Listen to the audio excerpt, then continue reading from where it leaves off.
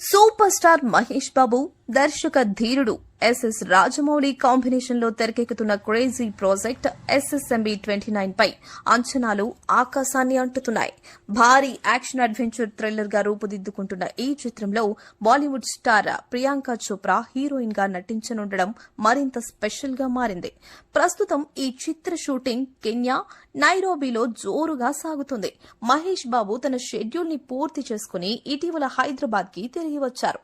ఇది ఇలా ఉండగా ఆగస్టు 9న మహేష్ బర్త్డే సందర్భంగా రాజమౌళి ఫస్ట్ గ్లింప్స్ ను నవంబర్లో రిలీజ్ చేయనున్నట్లు ప్రకటించారు. కానీ తాజాగా ఫిల్మ్ సర్కిల్స్ లో వినిపిస్తున్న టాక్ ప్రకారం ఆ గ్లింప్స్ తో పాటు సినిమా అధికారిక రిలీజ్ డేట్ అనౌన్స్మెంట్ కూడా రానుందట.